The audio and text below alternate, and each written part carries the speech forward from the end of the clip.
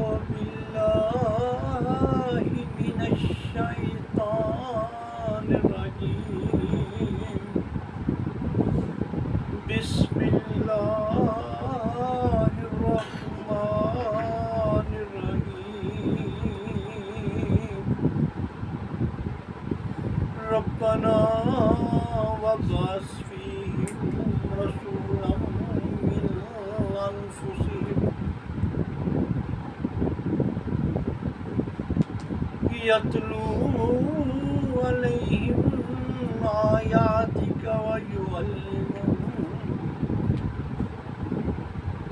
ويعلمهم الكتاب والحكمة ويزكيهم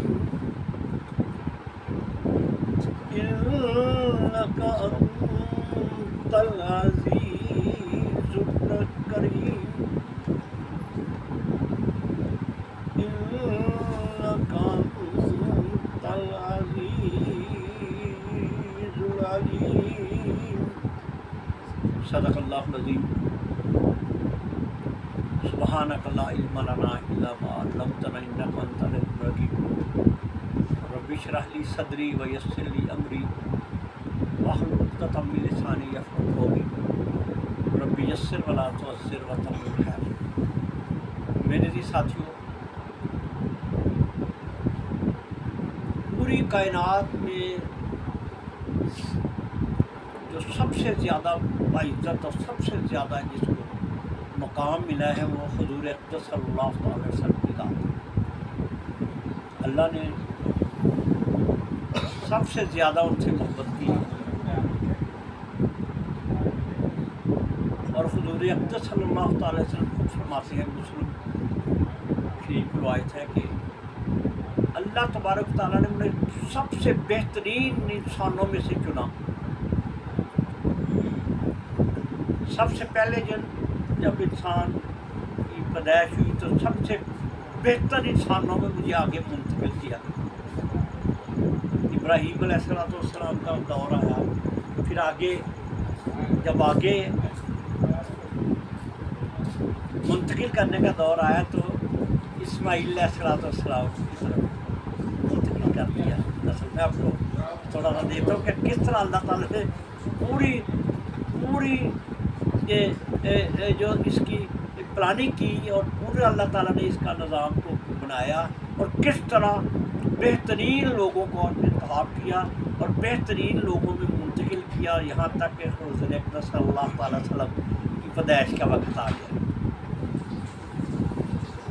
ابراہیم علیہ السلام سے اسماعیل علیہ السلام کے نبی صرف آتے ہیں، بہترین اسماعیل علیہ السلام کی نسل میں مجھے بھیجا۔ پھر اس کے بعد بہترین قبیلے جو تھے ان میں میری پیدائش میرا منتقل نہ ہوا۔ کنانا جو بہترین اس عرب کا بہترین قبیلہ تھا اس میں اللہ نے انتخاب کیا۔ پھر کنانا کے آگے جو بہترین آگے عربوں کا قبیلہ بنا قریش، حضور اقدس صلی اللہ علیہ وسلم کا وہ قریش کا انتخاب کیا۔ پھر قریش کے آگے جو بہترین جو گروہ، جو بہترین خاندان کے بہترین لوگ جو آگے پیدا ہوئے ان میں ہاشمی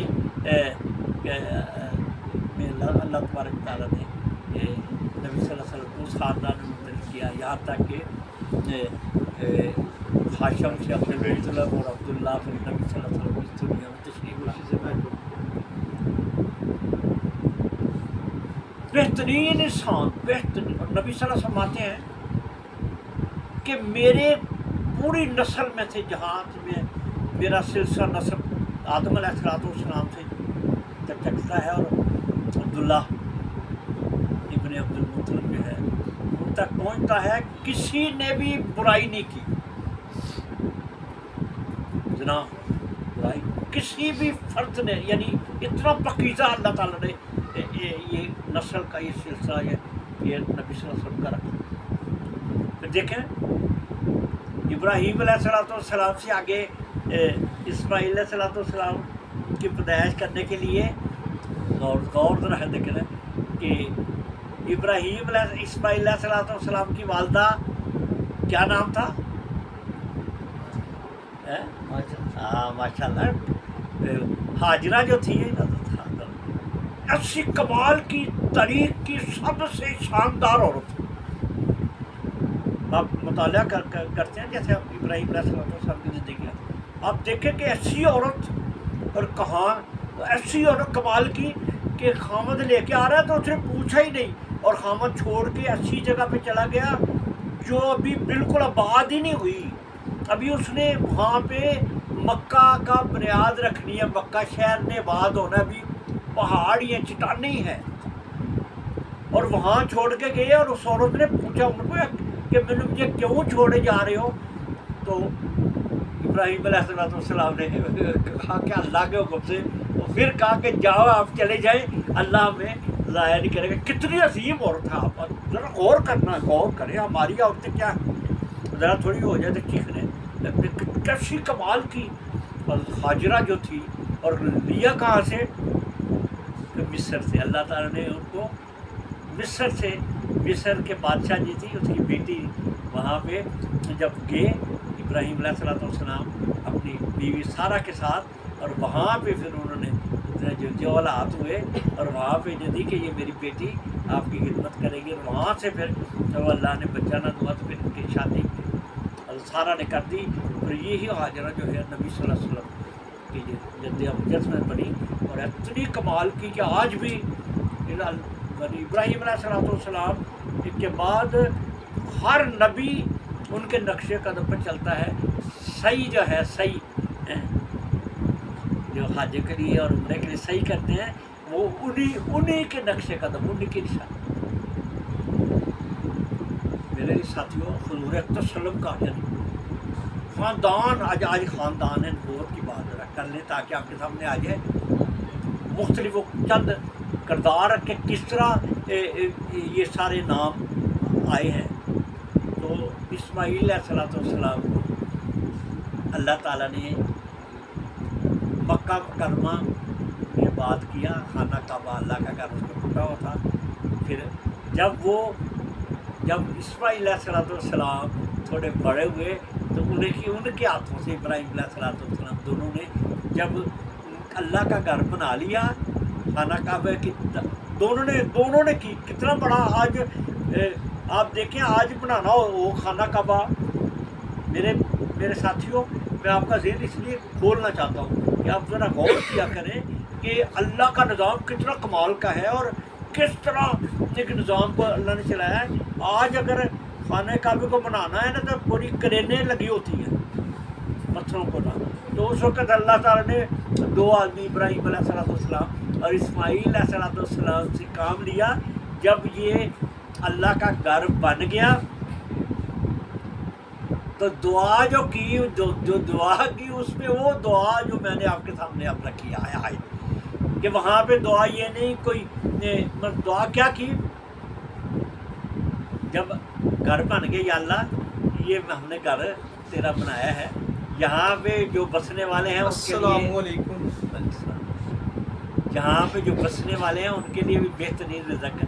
یعنی بظاہر ایسا لگتا تھا کہ ارد گرد سنگلاخ چٹانیں ہیں، وہ یہاں سے کھانے کا کہاں سے آئے گا.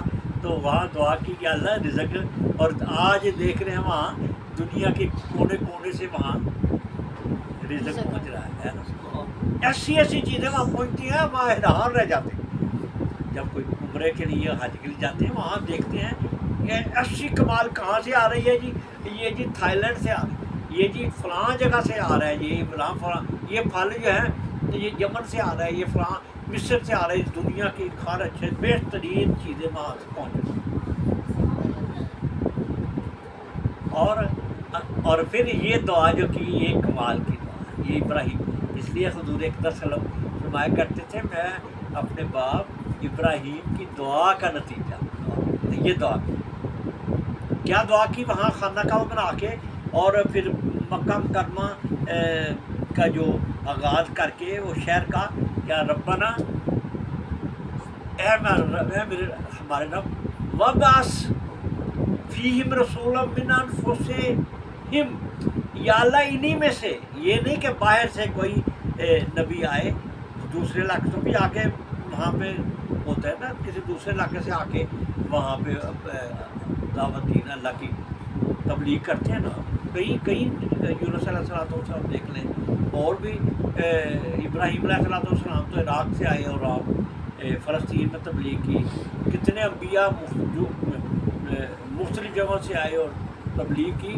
لیکن یہاں پہ خاص اللہ تعالیٰ نے اللہ تعالیٰ کی سے دعا کی, ربنا وابس فیہم, انہیں میں سے, انہیں نسل میں سے, یعنی میری اس نسل اسماعیل علیہ السلام جو ہے اسی نسل میں سے رسول بنا. یعنی میری نسل میں سے یہ جو سب سے اعلیٰ رسول ہے, سب سے اعلیٰ جو انسان ہے دنیا تاریخ کا, سب سے اعلیٰ جو توحید کا منبع, توحید کا عالم بردار ہے, محمد رسول اللہ صلی اللہ علیہ وسلم, یہ میری ہی نسل تھی.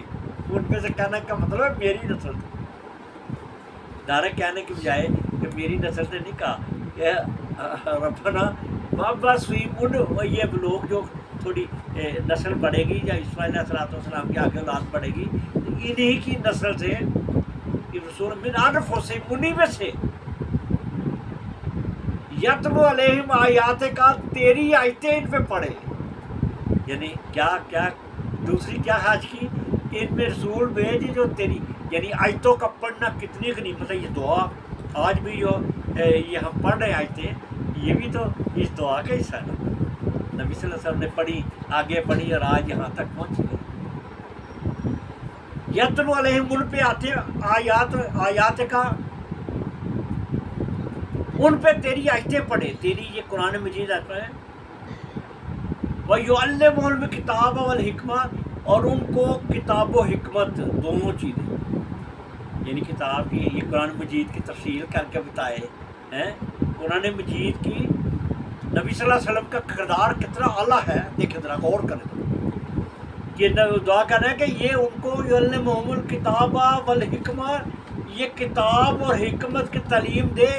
اور تعلیم کا مطلب یہ ہے کہ نبی صلی اللہ علیہ وسلم اب وہ کتاب جو تیری آنی ہے, آخری کتاب جو ہے, اس پہ عمل کر کے اپنی زندگی عمل کر کے بتائے. کتاب و حکمت جو ہوتا ہے نا, کہ حکمت کیا کہ پورا اس پہ عمل کر کے بتائے, وہ کردار میں ڈال کے بتائے کہ یہ قرآن ہے, یہ ہے اللہ کا پیغام. اور نبی صلی اللہ علیہ وسلم نے حق ادا کیا. یعنی کسی نے عائشہ صدیقہ رضی اللہ تعالیٰ عنہا سے پوچھا نا کہ نبی صلی اللہ علیہ وسلم کا کریکٹر, کردار زندگی کا کیا تھا, تو انہوں نے جو بات کی, انہوں نے کہا میرے پوچھنے والے بیٹے تو قرآن نہیں پڑھا.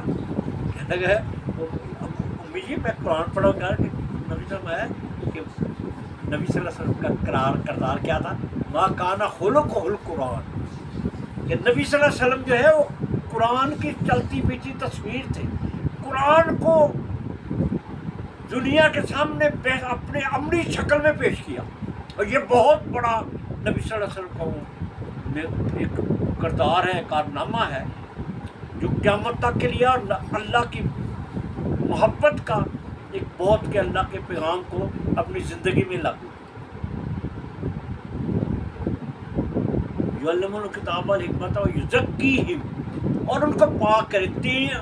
انہوں نے دعا کی, اور وہ دعا کے جو میں پیغام ہے آپ سمجھیں کیا دعا تھی, کیا نبی صلی اللہ علیہ وسلم کے بارے میں تھا, کہ ان کو قرآن سکھائے,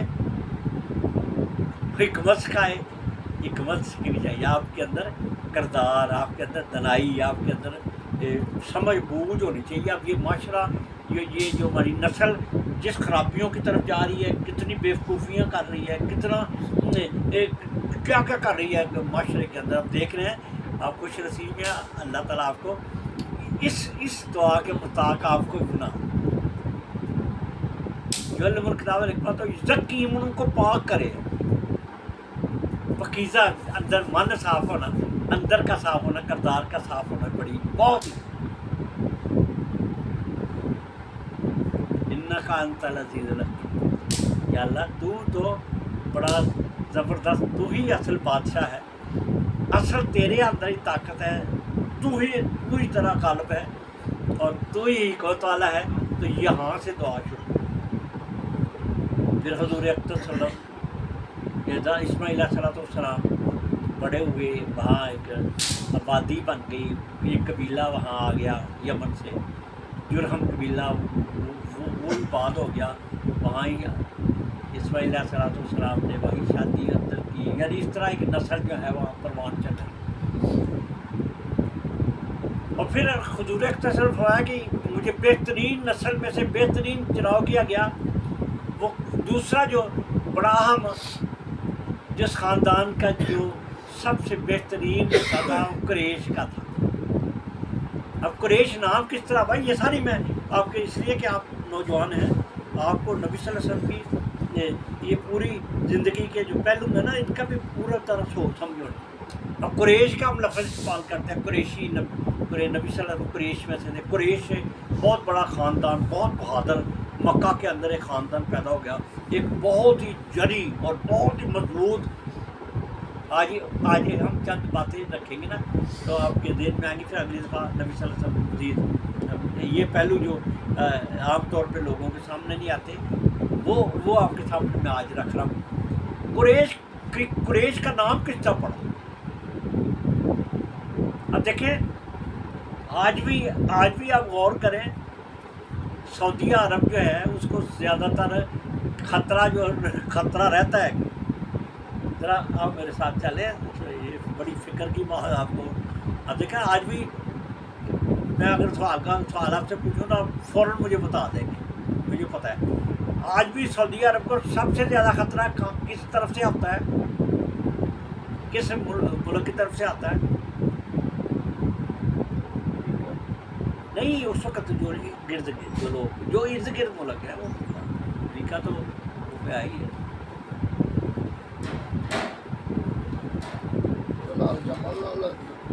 ماشاء اللہ دیکھ نا، یہ ہے نا، آپ سے نکلا نا، یمن سے ہی آتا نا۔ اس وقت یمن سے خطرہ، یمن برداشت ہی نہیں کرتا اس وقت، ساتھ والے نا اس سے اثر پڑا ہوگا۔ یمن کے اندر ایک عجیب ہی، حالانکہ یمن کے بارے میں آتا ہے کہ وہ کہتے تھے کہ اوریجنلی ہم ہی عربی ہیں اور ہماری، وہاں سے قبیلہ آیا تھا نا۔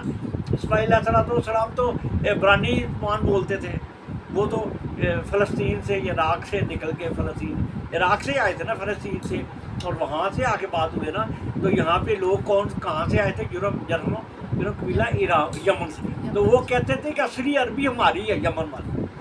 تو اب کیا ہوا کہ خانہ کعبہ بن گیا، تو خانہ کعبے میں لوگ آ کے ادھر ارد گرد کے ابراہیم علیہ السلام کے ماننے والے وہ طواف کرتے تھے۔ تو انہوں نے صدر کیا کیا یمن میں اس وقت،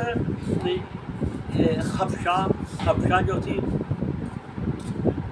وہ وہاں پہ شاہی حکومت تھی، اور ان کا گورنر جو تھا احسان حمیری، یا نا یاد رکھے اس وقت، احسان حمیری نے کیا کیا کہ کلیسا بنایا ایک سنا ان کا مشہور شہر تھا یمن، ابھی بڑا، وہاں بڑا کلیسا بنایا بہت بڑا۔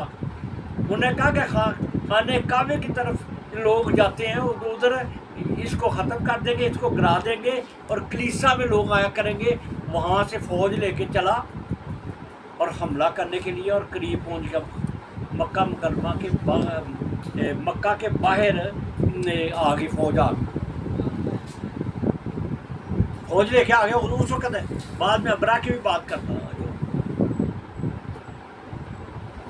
فوج آ گئی اس وقت، جو تھا ایک جو کسی جو نبی صلی اللہ علیہ وسلم کی نسل سے تھا، تقریباً 11ویں نسل اوپر اگر چلی جائے نا، تو فخر بن مالک نام تھا اس کا، فخر بن مالک۔ تو انہوں نے مقابلہ کیا، بہت لڑائی ہوئی یمن کی فوج سے، اور انہوں نے احسان حمیری جو تھا، جو وہاں کا گورنر آیا ہوا تھا احسان حمیری، اس کو گرفتار کر لیا ان کو، اور اپنے جو تھی طاقت وہاں قائم کی، اور شکست فات تھی، لوگ بھاگ گئے فوجی، اور ان کو تو اس شاندار عمل کی وجہ سے لوگوں نے ان کو جو خطاب دیا، وہ انہوں نے کہا کہ قریش کیا تھا؟ قریش کا معنی یہ ہے سمندر کی سب سے بڑی مچھلی۔ اب آپ سے وہ پوچھنا ہے پوچھا اس لیے وہ علم کے لیے پوچھا، صرف علم کیوں نہیں، کوئی بات نہیں ہوتا، لیکن دیکھنا نکل ہی آیا نا، انہوں نے کیسا چاہتا جا آپ میں سے نکلے گا۔ اب مجھے بتائیں، اب آپ کو پہلی دفعہ قریش کا معنی جو ہے وہ کہاں سے یہ لفظ نکلا؟ اب بتائیں سمندر کا سب سے بڑا جانور کا نام کیا، جس کو کوئی نہیں کھا سکتا، وہ کھاتی، وہی کھاتا ہے، وہی کھاتی ہے۔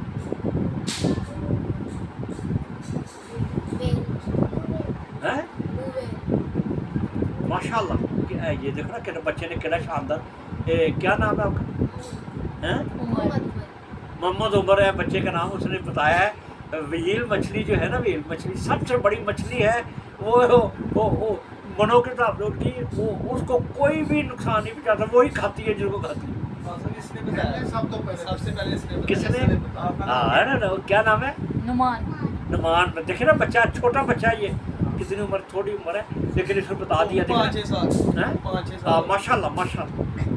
چلو اپنے گھر والوں کو بتانا۔ تو ویل مچھلی جو ہے اتنی بڑی ہے، آج بھی لگ رہا ہے منوں کے حساب سے، تو انہوں نے اس وقت قریش کا نا کہ یہ قریش ہی ہے اس علاقے کی طاقتور ہے، یہ کھا جائے گی لیکن ان کو کچھ نہیں، کوئی نقصان نہیں پہنچائے گا۔ قریش نام پڑ گیا، فہر بن مالک، یہ وہاں سے، اور وہاں سے قریشی ایک بہت بڑی طاقتور، بہت بڑی، اور اللہ نے پھر اس کو عزت بھی بہت دی، اور قرآن مجید میں سورۃ قریش ہے نا، کیا سورت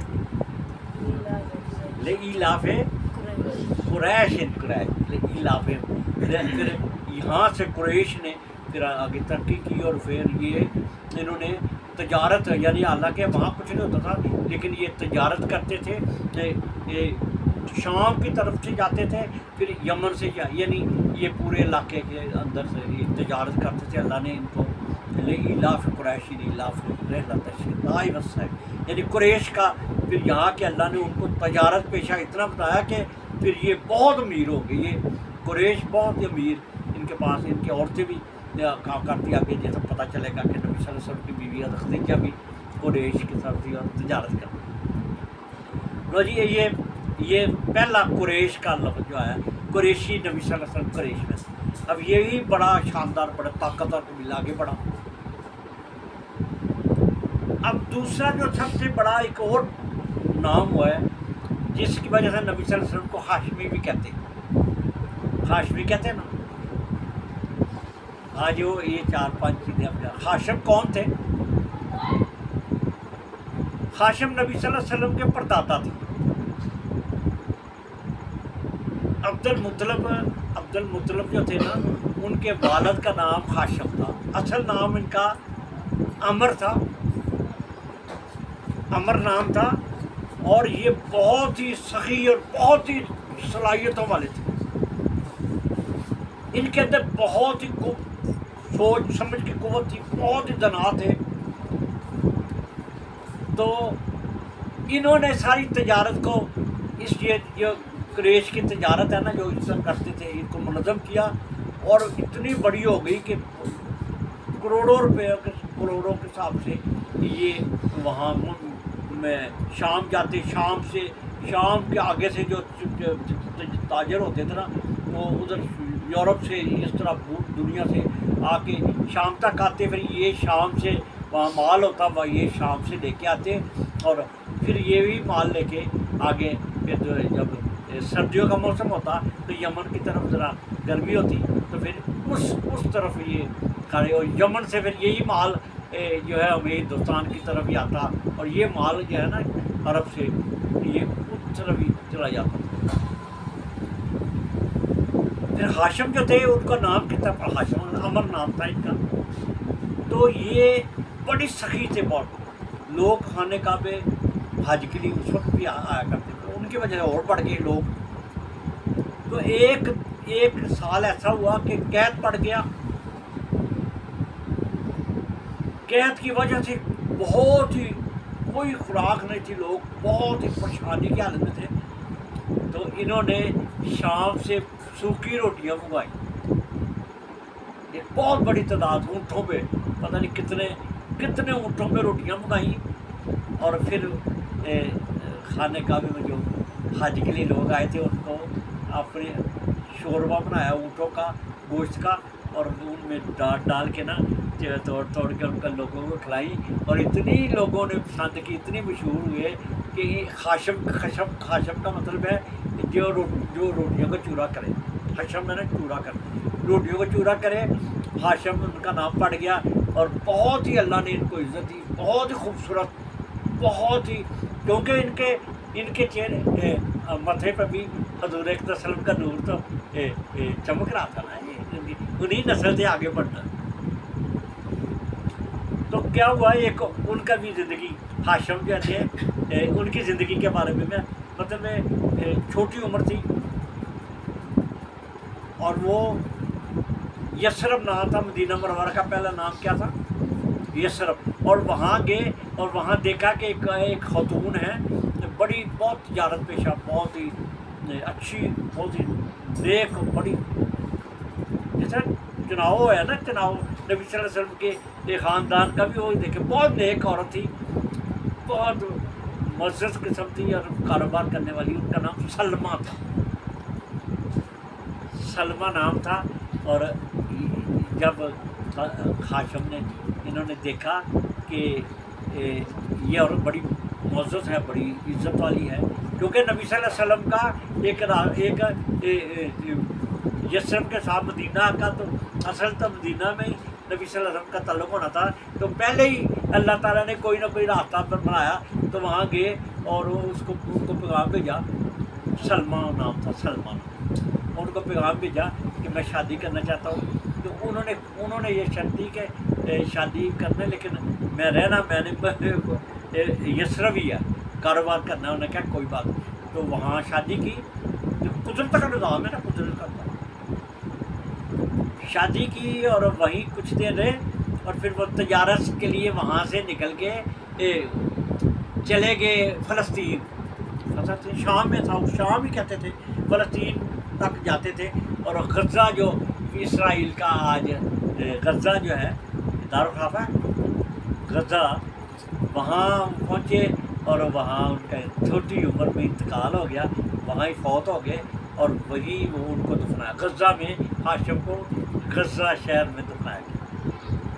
لیکن کس طرح اللہ نے وہاں سے اللہ نے نبی صلی اللہ علیہ وسلم کا، تو وہاں پہ ان کو وہ ادھر چلے گئے، جب بیٹا پیدا ہوا، اس بیٹے کا بھی آپ کو پتہ چلے کہ ان کے بہت خوبصورت بچہ، بہت ہی صلاحیت والا ان کا وہاں پیدا ہوا، اور ان کا نام، سر کے بال تھوڑے سے سفید تھے، تو ان کا نام شیبہ رکھا، شیبہ کا مطلب بوڑھا، بس کبھی اصل میں پہلے نام اس طرح ہی رکھ لیتے تھے، ان کی کوئی نہ کوئی چیز ایسی دیکھتے تو، لیکن بہت خوبصورت، بہت ہی وجیہ تھے، تو ان کا نام، اور جب وہ بچہ پیدا ہو گیا، اور ان کے بھائیوں کو پتہ چلا، مطلب ہاشم کا بھائی ایک مطلب ہی تھا، عبد المطلب کا میں بعد میں تھا، یہ جو شیبہ تھا اس کا نام عبد المطلب پڑ گیا، یہ عبد المطلب ہی ہے، نبی صلی اللہ علیہ وسلم کے دادا، یہ وہاں پہ پیدا ہوئے تھے مدینہ منورہ یثرب میں، اور ان کو پتہ چلا، ان کے دوسرے بھائیوں کو، ہاشم کے دوسرے بھائیوں کو، ان کا ہمارے بھائی کا بیٹا ہے اور وہاں ہے، پھر وہاں جا کے انہوں نے وہاں پہ ریکویسٹ کی وہ سلمہ سے، ان سے کہ یہ بچہ ہمارا ہے، یہ اس کا والد ادھر فوت ہو گیا، لیکن یہ بچہ ہمارا ہے، یہ سردار ہے، یہ علاقے کا سردار بنے گا۔ پھر ان کو لے کے نا مطلب ایک نام، ہاشم کے بھائی کا نام مطلب تھا، اور وہ لے کے جب مدینہ واپس مکہ آئے تو لوگوں نے سمجھا یہ غلام ہے کوئی، تو انہوں نے کہا عبد المطلب یعنی مطلب کا غلام، حالانکہ نام کیا تھا؟ شیبہ نام تھا، لیکن عبد المطلب کے نام سے بڑے وجیہ، بڑے دانا، اور یہ بھی مطالعے میں میرا آیا ہے کہ توحید پرست تھے، بڑے نیک تھے، بڑے ہی بہت ہی صلاحیتوں والے تھے، اور وہ جو ہے ان کا وہ بچہ ادھر آ کے بڑا ہوا، وہ نبی صلی اللہ علیہ وسلم کا دادے کے نام سے، اب اللہ تعالیٰ نے ان کو، میں 2-4 منٹ میں آپ کو ان کی، یا عبد المطلب تک کا ہیں، عبد المطلب اللہ کے نزدیک بھی بڑے پسندیدہ تھے. اللہ تعالیٰ نے ان کو خواب میں جو ہے یہ بتایا کہ تم زمزم کا جو ہے کنواں کھودو. خواب میں ان کو سگنل ملا کہ زمزم کا کنواں کھودو. پھر دوسرے دن آیا، دل میں آیا کہ مجھے نہیں پتہ کدھر ہے. پھر خواب میں بتایا کہ یہ جگہ ہے، یہاں پہ زمزم. جب بند کر کے تھے نا جرہم جاتے ہوئے لوگ، وہاں پہ وہ قبیلہ تھا جنہوں نے وہاں جاتے ہوئے نا اس کو اب کچھ چیزیں اس میں ڈال دی، خرگوش سے توڑنے کے وہ ڈال دی، کچھ تلواریں وہ ڈال کے نا اس کو بند کر کے چلے گئے، پتہ نہیں چل رہا تھا. تو ان کے خواب کو ابھی نبی صلی اللہ علیہ وسلم دنیا میں آنے والے ہیں. دیکھ رہے تیاری. عبد المطلب خواب آیا، انہوں نے پھر انہوں نے کہا کہ مجھے اللہ نے خواب میں بتایا نہ تھا، میں اکیلا ہی کھودوں گا. یہ بڑی اہم بات ہے، میں آپ کے سامنے ایک اور رکھنا گا، پھر اگلی سائڈ شروع کریں. ان کو نا ان کا ایک ہی بیٹا تھا حارث، ایک بڑائی کے ایک بیٹا تھا. باہر پہ ابھی بیٹے نہیں ہوئے، تو وہ دے کر ساتھ لے کے نا ان کو، تو انہوں نے پھر 2-3-4 دفعہ خواب آیا کہ یہ کھودے. جب انہوں نے وہاں اس کے مطابق کھودنا شروع کیا تو کہنے لگے یا اللہ میں اکیلا آدمی ہوں، یہ کنواں کھودنا بڑا مشکل ہے. تو وہاں پہ انہوں نے دعا کی، اللہ تعالیٰ سے دعا کی کہ یا اللہ مجھے اگر 10 بیٹے اگر دیے، یا اللہ مجھے 10 بیٹے دے، اور میں اگر 10 بیٹے ہو گئے تو ان میں سے ایک کو تیرے نام پہ قربان کر. میں سنا نا یہ وقت، یہ دیکھیں اب کڑیاں میں آپ کو بنا رہا ہوں. عبد المطلب جب بڑے ہوئے، عبد المطلب جو ہے بڑے خوبصورت، بڑے رنگ بھی بہت سرخ، بہت ہی وجاہت والے، بڑے انٹیلیجنٹ عقل مند. جب وہ کھودنے کے لیے کھود رہے تھے تو دعا کی یا اللہ اگر میرے 10 بیٹے ہوئے تو اگر ان میں جوان ہو گئے، یہ بڑے ہو گئے، تو میں ان کو ایک کو تیرے راستے میں نا ایک قربان کر دوں. اللہ نے کیسا کیا، 10 بچے بھی ہو گئے، 10 بیٹے ہو گئے. اور پھر کنواں بھی انہوں نے آہستہ کنواں بھی کھود لیا، کنواں بھی پھیل گیا. اب کیا ہوا کہ عبد المطلب کے ہی زمانے میں یہ ابہا جو آیا تھا نا، ابہا پتہ ہے نا، لإلاف قریش، نہیں کیا الم تر کیف فعل ربک باصحاب الفیل. یہ عبد المطلب جو سردار جب تھا نا اس کے ہوتے ہوئے ابہا ایک وہاں پھر یمن سے انہوں نے کیا وہ جو بنایا تھا نا کلیسا سنا میں ٹائم کا بھی دیکھتا ہے لیکن 1-2-4 پھر آگے یہ ایک باب مکمل ہو جائے. وہ سنا میں جو آپ نے بتایا نا کلیسا بڑا بنایا تھا، ان کی مرضی تھے جی کہ یہاں سے لوگ بھی آئے، ہمارے علاقے میں آئے، ہم اصل عربی ہیں، ہمارے علاقے میں یہ خانہ کعبہ قائم ہے، وہاں طواف کریں. تو ایک بندہ یہاں سے اٹھا، کنانا قبیلے کا ایک بندہ کو پتہ چلا کہ انہوں نے وہاں بنا کے نا خانہ کعبے کے مقابلے میں وہاں بنانا چاہتے ہیں اور اس کو مسوار کرنے کا ارادہ ہے.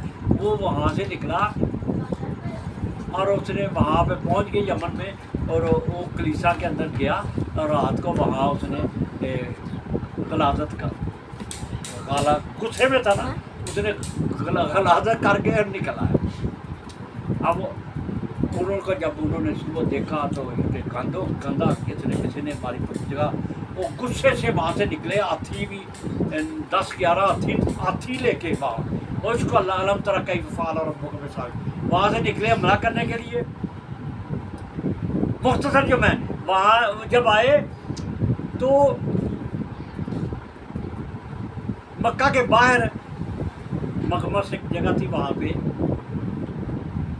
انہوں نے قیام کیا اور سارے جو جانور جو تھے نا مکہ کے لوگوں کے، وہ سارے انہوں نے قبضہ کیا. تو عبد المطلب جو تھا بڑا باوقار، وہ عبد المطلب جو تھے وہ گئے اور انہوں نے کہا کہ میں عبد المطلب سردار ہوں مکہ کا، میں آیا ہوں.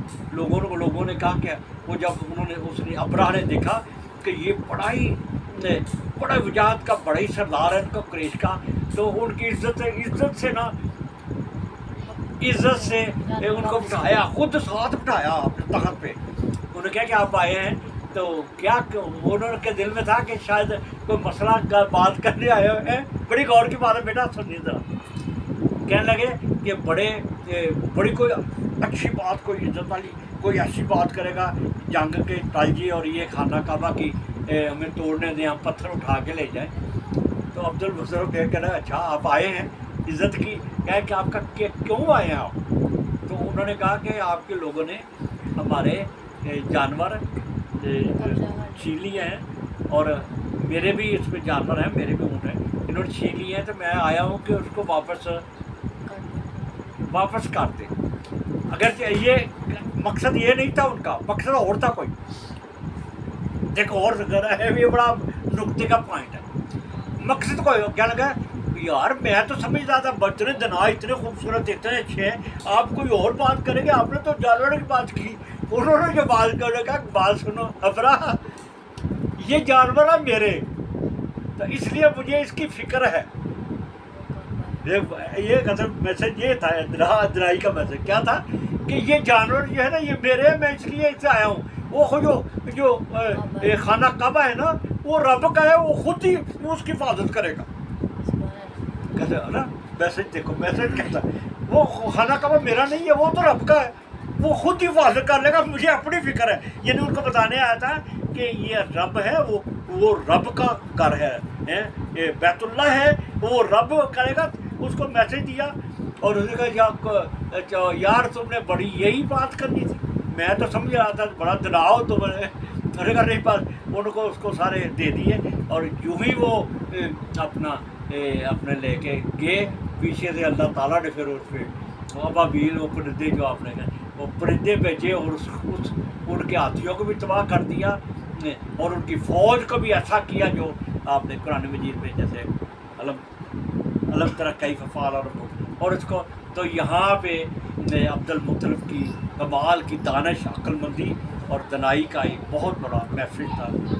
اب اگلے پروگرام میں ہم اس یہاں سے حضور تسلط دنیا میں جب ان کے بیٹے عبداللہ جو تھے ان کی شادی کی اور ان کے بیٹا وہ ان سے وہ جو وہ بھی جوانی میں چھوٹی عمر میں اس دنیا سے چلے گئے. اور وہاں پہ حضور تسلط جو آگے آتا ہے سلسلہ پھر عبد المطلب بھی ان کو جو پالا، اس کا انشاءاللہ نبی صلی اللہ علیہ وسلم کی زندگی کے یہ پہلو اگلے پروگرام کریں گے. اللہ تعالیٰ سے دعا ہے کہ اللہ تعالیٰ ہمیں حضور صلی اللہ علیہ وسلم کی زندگی کو سمجھنے اور ان کے پیغام کو دوسروں تک پھیلانے کی توفیق عطا فرمائے. واخر دعوانا الحمدللہ.